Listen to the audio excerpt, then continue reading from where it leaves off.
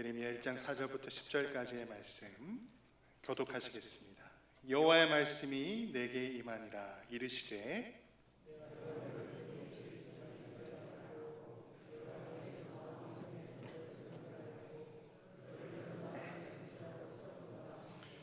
내가 이르되 슬프도소이다. 주 여호와여 보소서. 나는 아이라 말할 줄을 알지 못하나이다 하니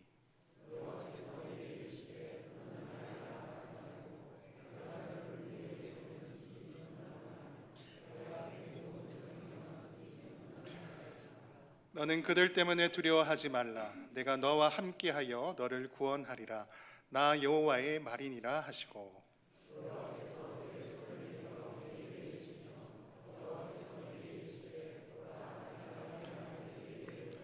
함께 읽겠습니다. 보라, 내가 오늘 너를 여러 나라와 여러 왕국 위에 세워 내가 그것들을 뽑고 파괴하며 파멸하고 넘어뜨리며 건설하고 심게 하였느니라 하시니라. 아멘. 지역사를 귀하게 섬기시는 우리 해운대 소명교회 성도 여러분들과 이렇게 말씀 나눌 수 있게 돼서 참 기쁘게 생각합니다. 가까이에서 우리가 소명교회를 많이 보게 되는데요, 또 귀한 사역들, 또 지역사회와 다음 세대를 위한 귀한 사역들 가운데 앞으로 더욱더 하나님의 은혜가 충만하시길 주의 이름으로 축복합니다. 더불어서 우리 고신총회사나 우리 고신대학교, 또 고려신학대학원, 또 우리 복음병원을 위해서도 계속해서 기도해 주시면 감사하겠습니다. 오늘 제가 짧은 시간이지만은 예레미야 말씀 좀 준비를 했습니다. 시대의 사명자로 일어나라라는 제목으로 우리 말씀 나눌 때에 우리 소명교회가 시대의 사명자로 일어나고 또 결단하고 다짐하는 시간 되었으면 좋겠습니다. 제가 한번 기도하고 우리 말씀 보겠습니다. 삼위 하나님, 주의 말씀을 펼칩니다. 우리의 이성과 마음을 조명하여 주셔서 주의 뜻만이 밝게 드러날 수 있도록 역사하여 주시옵소서. 감사드리며 예수님 이름으로 기도합니다. 하나님께서는 항상 당신의 종을 세우셔서 시대를 이끌어 가시고 역사하셨습니다. 특별히 그 시대가 혼탁하고 어려울 때마다 하나님께서 가장 적합한 자들을 세우셔서 그 시대를 신앙의 시대로 이렇게 바꾸어 가셨는데요, 오늘 우리 본문에 예레미야를 하나님께서 선택하시고 그 예레미야를 통해서 그 시대를 좀 변화시키는 모습들을 우리가 확인할 수가 있습니다. 특별히 예레미야가 사역했던 그 시대는 예루살렘 유다가 멸망하기 마지막 5 왕들 요시야에서부터 시디기야가 통치하였던 그 시대였는데요, 가장 불신앙적이었고 가장 악한 시대였습니다. 그때에 하나님께서 예레미야를 세우셔가지고 그 시대를 신앙의 시대로 좀 이끌어 가고자 하셨습니다. 성경을 통틀어서 예레미야를 이렇게 세우시는 것 장면만큼 사명자를 구체적으로 이렇게 세우시는 우리가 본문을 찾기 어려운데, 오늘 예레미야 본문에서 하나님이 어떻게 사명자를 세우시는지 이것을 통해서 우리가 신앙적인 어떤 원리들을 좀 살펴보고자 합니다. 그래서 우리 소명교회 역시 시대의 사명자로 하나님 앞에서 사용 앞에 하나님께서 우리를 어떻게 좀 이끌어 가시고 세워갈 것인가에 대한 중요한 신앙적 원리들을 우리가 짧은 시간이지만 좀 살펴보도록 하겠습니다. 첫째로 하나님께서는 사명자를 주권적으로 직접 세우신다는 것입니다. 하나님께서 사명자를 세우실 때 주권적으로 직접 사명자들을 세워 가십니다. 오늘 본문 우리 4절과 5절인데요, 우리 4절과 5절 우리 다 같이 한번 읽어 보도록 하겠습니다. 4절과 5절입니다. 시작. 여호와의 말씀이 내게 임하니라. 이르시되 내가 너를 모태에 짓기 전에 너를 알았고 배에서 나오기 전에 너를 성별하였고 너를 여러 나라의 선지자로 세웠노라 하시기로입니다. 우리 4절 보시면 하나님께서 직접 예레미야에게 말씀하시지요. 하시고 5절에 보면 아주 강력한 반복적인 단어들을 쓰고 계시는데, 내가 너를 알았고 내가 너를 성별하였고 내가 너를 세웠노라 라고 이야기하고 있습니다. 이것은 단지 하나님이 예레미야의 성격이나 또 환경을 알았다, 그래서 내가 너를 구별하였고 세웠다의 의미를 넘어서서 하나님께서 창세 전부터 이때 유다의 멸망 마지막 5 왕들이 통치하는 이때의 예레미야를 세우기 위해서 계획하시고 섭리하셨다라는 의미가 강한 것입니다. 그래서 하나님께서 예레미야를 알았다, 그런 의미에서 내가 너를 알았고 그런 의미에서 너를 성별하였고 그런 의미에서 너를 선지자로 세웠어 라고 이야기하고 있는 것입니다. 하나님께서 주권적으로 직접 예레미야를 세우신 것입니다. 자, 그러면 성도 여러분들 한번 생각해 보십시오. 예레미야 마음 가운데는 어떤 마음이 이렇게 들었겠습니까? 하나님이 나를 세웠구나, 하나님이 나를 인도하시겠구나라는 어떤 담대한 마음이 생겼을 것입니다. 우리 역사와 전통이 있는 우리 소명교회 성도들에게 제가 질문 한번, 퀴즈 한번 내도록 하겠습니다. 예레미야의 별명이 무엇이었습니까? 그렇죠. 우리 성가대 하나님의 복이 가득하시길 바랍니다. 눈물의 선지자였습니다. 눈물의 선지자였다는 말은 예레미야의 사역이 쉬웠다 말입니까? 어려웠다 말입니까? 어려웠다 이 말입니다. 실제로 우리 예레미야서를 잘 알고 있지 않습니까? 예레미야가 어떻습니까? 살해의 유업도 받고 옥고도 치르고 맞기도 하고 얼마나 고초가 심했습니까? 또 그리고 예레미야에게 하나님께서 맡기셨던 사역은 독특한 퍼포먼스가 많았지 않습니까? 그런 사역들 앞에 예레미야가 사역을 했기 때문에 그가 눈물의 선지자만큼 힘들고 어려웠다는 것입니다. 물론 하나님의 답답한 마음으로 인해서 그가 더욱더 눈물의 선지자였지만 그의 사역이 힘들고 어려웠다는 것입니다. 눈물의 선지자였지 않습니까? 자, 그러면 예레미야가 그 눈물의 사역들을 통틀어서 볼 때 그의 사역을 포기했습니까? 아니면 계속 진행해 나갔습니까? 진행해 나갔다는 것입니다. 왜냐하면 예레미야는 자신을 하나님이 세웠다라는 확고한 소명의식과 담대한 마음이 있었기 때문입니다. 이 사역을 시작한 분이 내가 아니라 하나님이기 때문에 하나님께서 끝까지 책임져 주시고 만들어 가실 것이라는 확고한 확신과 소명의식이 있었던 것입니다. 사랑하는 우리 소명교회 성도 여러분들, 여러분들을 소명교회로 불러주시고 여러분들을 집사요, 권사요, 장로요, 교사요, 직분자로 세워주시는 것은 우리가 하고 싶다라고 할 수 있는 것이 아니라 하나님께서 주권적으로 직접 여러분들을 세우셨기 때문에 가능할 줄 믿습니다. 그러면 하나님이 시작하셨기 때문에 하나님이 소명교회의 사역을 끝까지 어떻게 합니까? 책임져 주실 것이라는 담대함과 확고한 믿음을 가지고 여러분들은 사역해 나갈 줄 믿습니다. 그것을 붙잡고 소명교회가 사역에 임하는 것입니다. 소명교회를 시작하신 하나님이, 여러분들을 주권적으로 불러주신 그 하나님이 소명교회와 여러분들의 인생을 책임져 주실 줄 믿습니다. 그런 은혜가 충만하시길 주의 이름으로 축복합니다. 두 번째로 하나님께서 사명자에게 요청하시고 사명자를 세우실 때는요, 하나님께서 믿음의 관점을 요청하신다는 겁니다. 믿음의 관점. 우리 본문 우리 6절에서부터 8절까지인데요. 우리 한 절씩 한번 교독하도록 하겠습니다. 제가 먼저 6절 읽겠습니다. 내가 이르되 슬프도소이다 주 여호와여 보소서 나는 아이라 말할 줄 알지 못하나이다 하니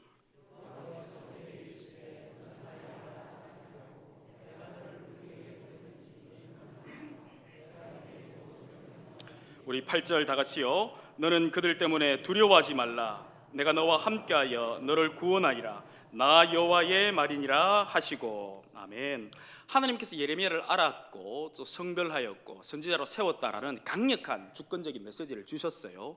그런데 안타깝게도 예레미야가 하나님 알겠습니다라고 순종했던 것이 아니라 우리 6절 보십시오. 6절 보시면 내가 이르되 슬프도소이다 주 여호와여 보소서 나는 아이라 말할 줄 알지 못합니다라고 이렇게 불신앙적으로 나아갑니다.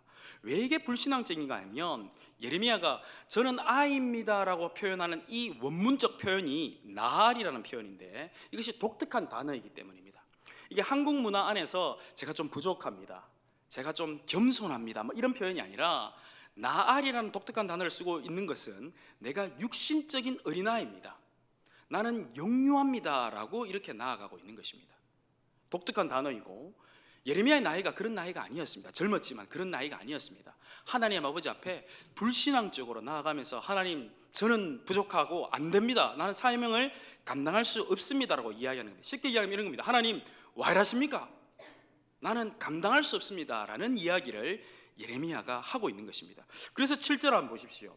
예레미야의 그 신앙이 불신앙이 얼마나 답답하셨으면 하나님이 예레미야가 쓰고 있는 그 단어를 그대로 코테이션합니다. 우리 7절 보시면 여호와께서 내게 이르시되 너는 어떻습니까? 아이라 말하지 마라 라고 이야기하는 겁니다.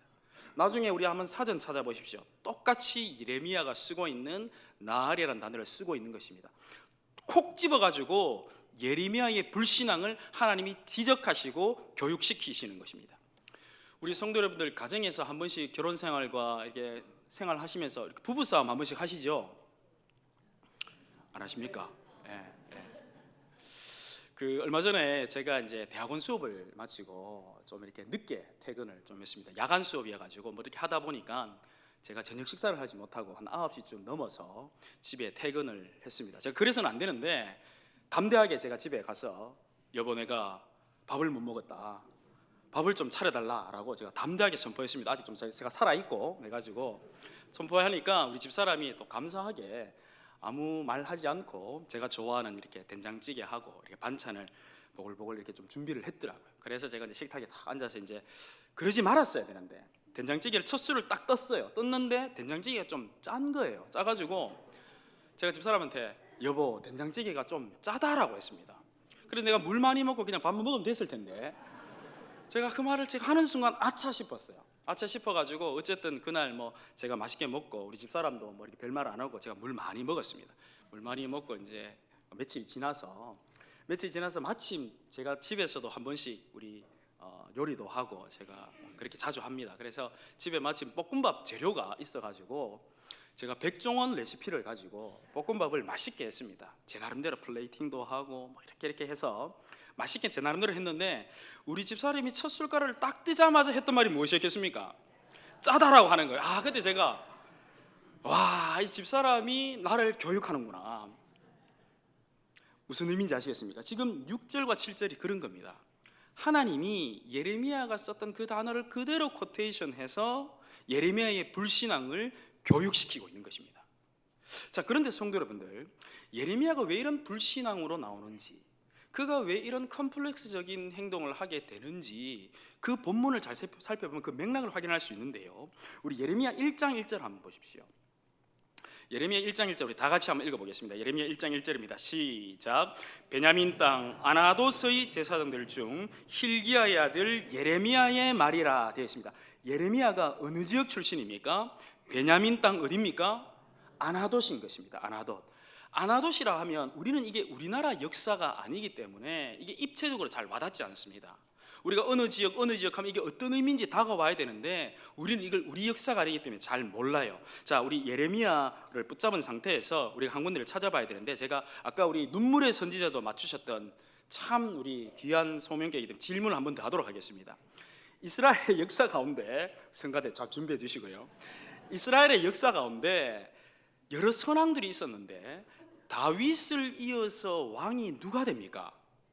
솔로몬. 이렇게 어려운 문제도 맞추셔서 감사합니다. 다윗을 이어서 솔로몬이 됩니다. 그런데 그 다윗과 솔로몬의 그 내러티브 사이에 어떤 이야기가 있느냐 하면 아도니아라는 사람이 쿠데타를 일으킵니다. 기억나십니까? 우리 열왕기상 1장 한번 펴보겠습니다. 제가 가지고 있는 성경 509페이지입니다. 열왕기상 1장 우리 5절에서부터 7절까지인데요. 우리 예레미야 1장을 이렇게 붙잡은 상태에서 한번 보도록 하겠습니다. 우리 열왕기상 1장 5절에서부터 7절까지 교독하도록 하겠습니다. 제가 먼저 읽겠습니다. 그때에 핫기스의 아들 아도니아가 스스로 높여서 이르기를 내가 왕이 되리라 하고 자기를 위하여 병거와 기병과 호위병 50명을 준비하니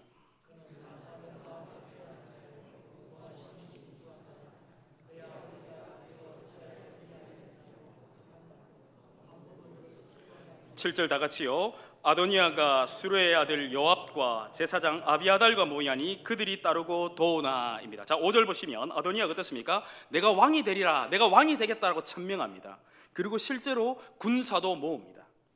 그런데 7절 보시면 그 아도니아의 쿠데타에 누가 참여하냐면은 수르야의 아들 요압이라는 사람, 그리고 제사장 아비아달이 여기에 따르는 것입니다.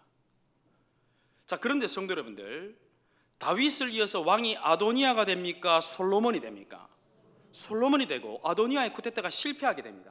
여러분들이 솔로몬의 입장이라면 이 아도니아와 아도니아 일당을 어떻게 하시겠습니까?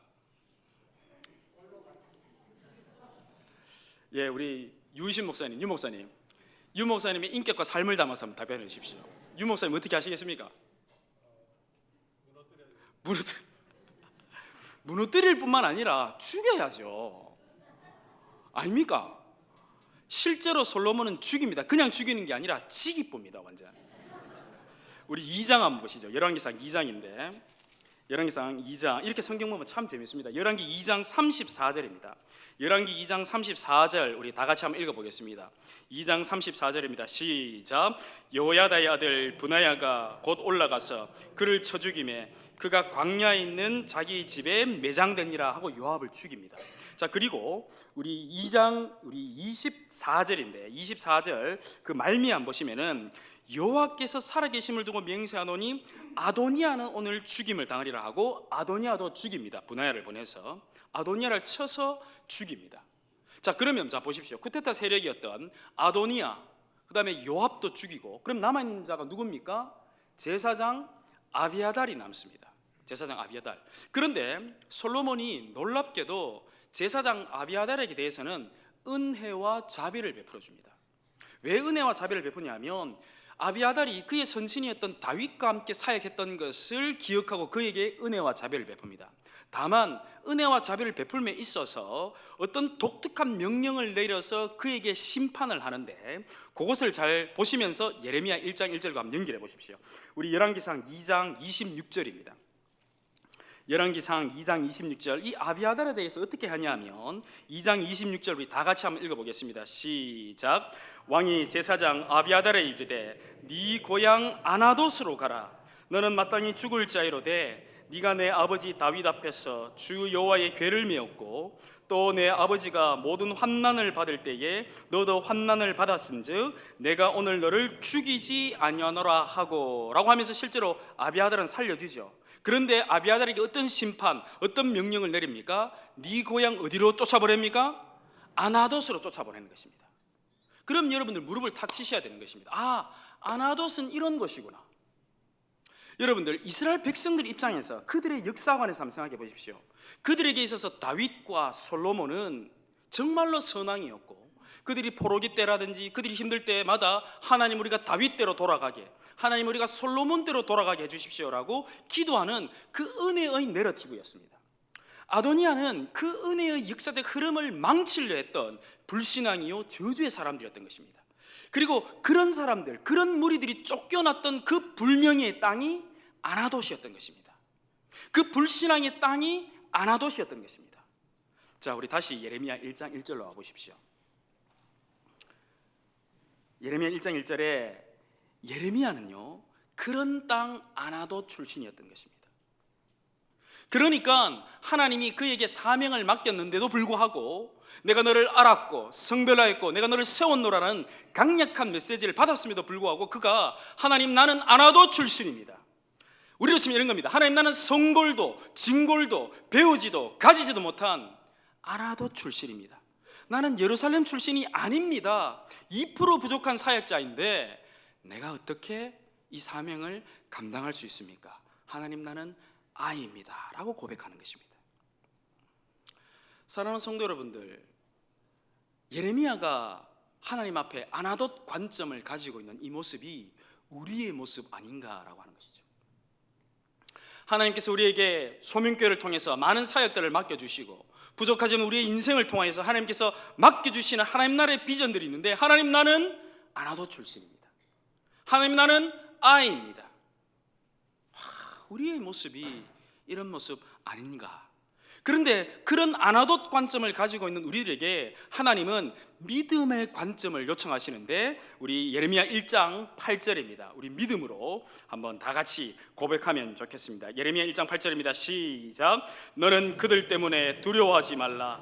내가 너와 함께하여 너를 구원하리라. 나 여호와의 말이니라 하시고. 할렐루야. 하나님께서 아나돗 관점을 가지고 있는 예레미야에게 내가 너와 함께하겠다, 두려워하지 마라, 내가 너를 구원해 주겠다, 내가 너희들에게 은혜를 베풀어 주겠다, 너는 믿음을 가져, 믿음의 관점으로 바라봐 라고 지금 하나님께서 예레미야를 이렇게 세워주시는 것입니다. 사랑하는 우리 해운대 소명교회 성도 여러분들, 아나돗의 관점을 버리고 믿음의 관점을 가지시길 주의 이름으로 축복합니다. 하나님께서 소명교회를 사용하실 줄 믿습니다. 하나님께서 소명교회와 함께 하시고 여러분들의 인생의 구원이 되어주실 줄 믿습니다. 그것을 붙잡고 나아가는 것입니다. 자, 그런데 우리가 참 이게 잘 안 되지요. 우리 PPT 한번 올려주십시오. 우리가 믿음의 관점을 가져야 되는데 우리는 여전히 아나돗의 관점을 가지고 있는 것 같습니다. 이번에 아직 이번 주에 출간이 됩니다. 한국교회 미래 목회 솔루션이라는 책을 출간하게 되는데요. 감사하게도 초교파적으로 참 한국교회 멘토급 목사님들이 저의 작업 프로젝트에 참여해 주셨습니다. 여러분 잘 아시는 우리 수영로교회 이규현 목사님, 또 그리고 포항제일교회 박용호 목사님, 또 오륜교회의 백상원 목사님, 또 세대리교회 양승원 목사님, 이런 분들이 합동측, 통합측 우리 멘토급 목사님들이 함께 이 문제를 고민해 주시면서 연구에 참여해 주셨습니다. 아직 그 인터넷 이번 주에 출간되기 때문에 인터넷 올라가지도 못했습니다. 여러분들이 한국교회 성도들 중에서 제일 먼저 보십니다.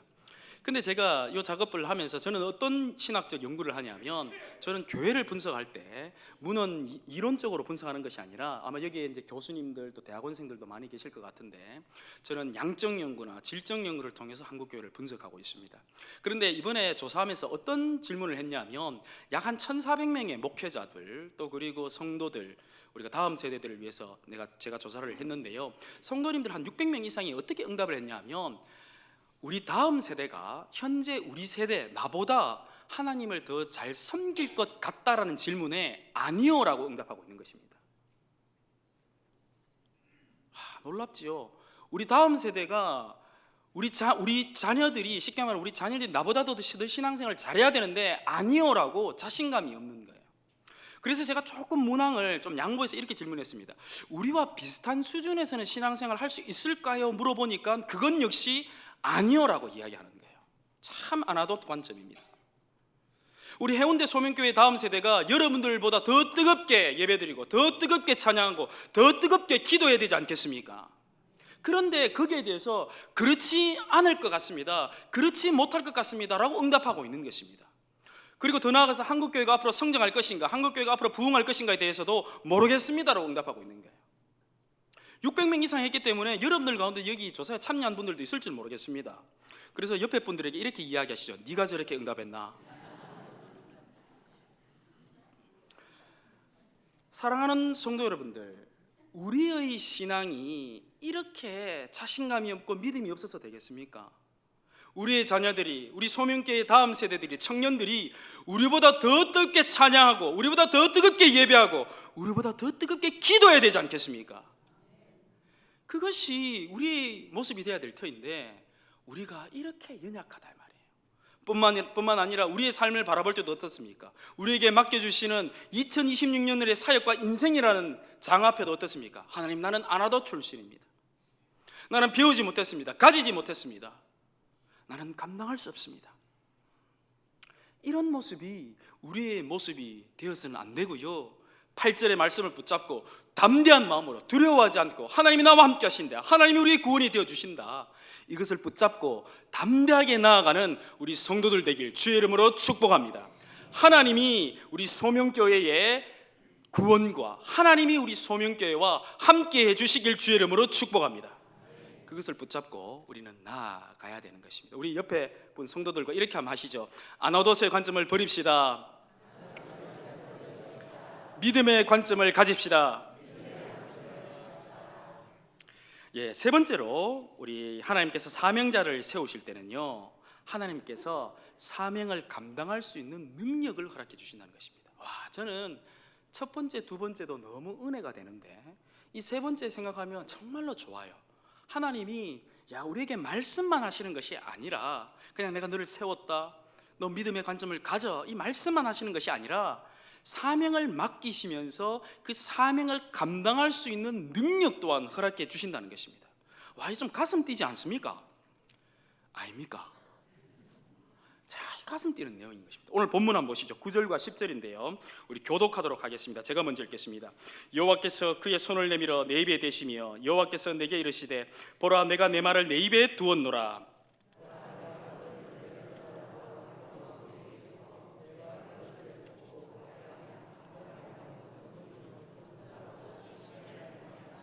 아멘. 구약을 대표하는 사역자는 두 사람이 있는데요, 한 사람은 이사야고 한 사람은 예레미야입니다. 구약의 세계관과 구약의 사상들을 대변합니다. 구약적 관점에서 볼 때 사람이 하나님을 만나면 그 사람은 어떻게 됩니까? 죽습니다. 바로 죽습니다.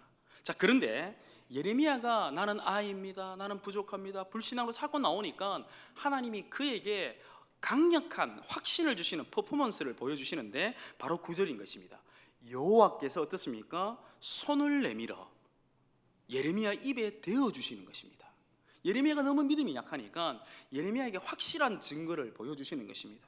그의 입에 대어서 어떻습니까? 여호와께서 내게 이르시되 보라, 내가 내 말을 네 입에 두었노라 라고 이야기하면서 예레미야의 입술에, 예레미야의 사역에 하나님의 말씀을 두신다 이 말입니다.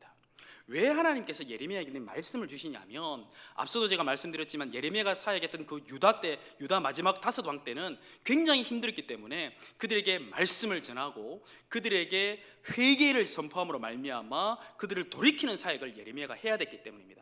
그래서 예레미야에게 필요했던 것은 다른 역량이 아니라 말씀의 역량이 예레미야에게 필요했던 것입니다. 그래서 가장 예레미야의 사역에 필요했던 그 역량, 그 능력을 하나님이 말씀으로 그에게 허락해 주신 것입니다. 우리가 잘 알고 있듯이 우리들의 사역은, 우리에게 맡겨주시는 활동들은요, 우리의 지식과 우리의 능력으로 하는 것이 아니라 하늘로부터 우리가 사역할 때 우리의 역사가 나타날 줄 믿습니다. 여러분들이 우리의 하나님께서 맡겨주신 사역을 우리의 힘과 우리의 물질과 우리의 능력으로 하는 것이 아니라 하나님께서 주시는 그 하늘의 능력을 받을 그때에 우리에게는 능력이 나타나는 것입니다. 우리 소명교회의 모든 사역 가운데 하늘로부터 능력받아 사역하시길 주의 이름으로 축복합니다. 그리고 여러분들의 인생 가운데도 내 인생의 문제를 어떻게 풀까, 어떻게 나아갈까, 우리의 능력과 우리의 지혜로는 할 수 있는 것이 아니라 하나님께서 우리의 입술에 능력을 주셔야 가능할 줄 믿습니다. 그래서 여러분들 이것을 하나님 앞에 기도할 수 있습니다. 하나님, 내게 필요한 것이 물질이요, 내게 필요한 것이 건강이요, 내게 필요할 것이 환경이라면 하나님 그거 내게 주십시오라고 하나님께 기도하고 간구할 수 있습니다. 그래서 여러분들이 사역 앞에 하나님, 내게도 이 예레미야처럼 말씀을 붙잡고 내게도 허락해 주십시오, 내게도 하늘 문을 열어 능력을 허락해 주십시오라고 여러분들 기도하고 그 능력 받아서 힘있게 사역하시길 주의 이름으로 축복합니다. 자, 10절을 보시면 하나님께서 능력 주셔서 예레미야가 얼마나 강력하게 권세 있게 사역할 수 있는가가 보여지는 것입니다. 우리 10절 한번 보시죠. 예레미야를 하나님께서 세웠지 않습니까?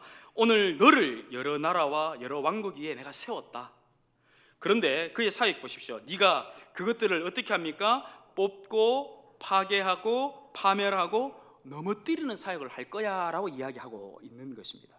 이런 이야기입니다. 쉽게 이야기하면 예레미야가 유다 그 마지막 5 왕들에게 또 그 시대, 그 불신앙의 백성들과 시대에 회개의 말씀을 선포함으로 말미암아 그들의 모든 어그러지고 불신앙적인 것들이 뽑혀지고 파괴되고 파멸되고 넘어뜨려진다 이 말입니다. 이 말을 쉽게 말씀드리면은 예레미야의 사역을 통해서 하나님께서 그 백성들을 거룩하게 정화시키는 과정이다 이 말입니다. 이해되시죠? 그죠? 우리 해운대 소명교회가 하나님으로부터 능력 받아서 또 우리 다음 세대들의 사역들을 바라보면서 그들의 이 지역사회와 그 다음 세대들의 모든 어그러진 것들, 모든 불신앙적인 것들을 여러분들의 사역으로 말미암아, 여러분들의 활동으로 말미암아 모든 것들이 뽑혀지고 파괴되고 파멸되고 넘어뜨리는 역사의 주인공 되시길 주의 이름으로 축복합니다. 얼마나 신납니까? 여러분들이 하나님의 능력 받아서 이렇게 사역한다 이 말입니다. 하나님께서 여러분들 사용하시면 이 지역사회, 특별히 우리 해운대 지역, 좌동, 중동, 우동, 얼마나 세속적 가치가 강한 지역입니다. 여기에 여러분들이 사역으로 말미암아 모든 어그러진 것들, 불신앙적들이 뽑혀지고 파괴되고 파멸되고 넘어뜨리는 역사가 여러분들을 통해서 나타난다 이 말입니다. 가슴 뛰고 이건 너무너무 익사이팅한 것입니다. 여러분들의 사역을 통해서 다음 세대가 이렇게 정화되어지는 것입니다. 그리고 깨끗하게 정화되어지고 나면 거기에 드디어 물건을 담을 수 있듯이 10절 말미암아 보십시오. 예레미야가 하나님의 사역을 통해서 그렇게 정화시키고 그 백성들을 깨끗하게 만들고 난 이후에 거기에 드디어 하나님의 나라를 건설하고 복음을 심기울 줄 믿습니다. 해운대 소명교회 여러분들의 그 거룩한 그 정화의 사역들을 통한 이후에 거기에 드디어 하나님 나라가 여러분을 통해 건설되고 거기에 드디어 하나님의 복음이 심기어지는 것입니다. 사랑하는 성도 여러분들, 하늘로부터 능력 받아 하늘로부터 정말로 능력 받으셔서 성령 충만하셔서 이 지역사회와 이 다음 세대의 이 사역들을 힘있게 10절처럼 감당하시는 우리 성도들 되길 주의 이름으로 축복합니다. 특별히 다음 세대가 참 힘들고 어렵습니다. 그들이 가지고 있는 모든 불신앙적인 것들을 여러분들의 사역을 통해서 뽑아버리고 파괴하고 파멸하고 넘어뜨린 이후에 그들 마음판에 여러분들이 그 젊은이들과 청년들의 마음판에 하나님 나라를 건설하고 복음을 심기움으로 말미암아 정말 해운대 소명교회가 그저 우리가 부흥하고 성장하는 것에 그치는 것이 아니라 우리의 미래 세대들, 우리의 다음 세대들, 우리의 청년들이, 우리의 30대, 40대들이 여러분들의 신앙의 바톤을 잘 이어받아서 힘있게 나아가 하나님 나라를 건설하며 복음을 더욱더 그들 역시 재생산하며 심기우는 역사가 여러분들의 사역들을 통해서 나타나시길 주의 이름으로 축복합니다. 말씀을 정리합니다. 시대의 사명자로 일어나라라는 제목으로 여러분들과 말씀 나누었습니다. 첫 번째로 무엇이었습니까? 하나님은 그 사명자를 직접 주권적으로 세우신다는 것입니다. 세우셨기 때문에 하나님께서 끝까지 여러분들을 책임져 주실 줄 믿습니다. 두 번째로 하나님께서 아나도스의 관점이 아니라 믿음의 관점을 우리 사명자들에게 요청하십니다. 여러분들이 아나도스의 관점이 아니라 믿음의 관점을 가지고 이 시대를 감당해 나간다면 하나님께서 여러분들을 힘있게 사용할 줄 믿습니다. 그리고 하나님께서 마지막으로 무엇이었습니까? 하나님께서는 말씀만 하시는 것이 아니라 그 사명을 감당할 수 있는 능력 또한 여러분들에게 허락하신다는 것입니다. 내 힘과 내 능력이 아니라 하늘로부터 내려오는 그 능력으로 말미암아 권세 있게 10절처럼 살아갈 수가 있는 것입니다. 시대의 사명자로 우리 해운대 소명교회가 일어나서 정말로 이 지역사회뿐만 아니라 한국교회 앞에 크게 쓰임받는 우리 소명교회와 모든 다음 세대들 되길 주의 이름으로 축복합니다.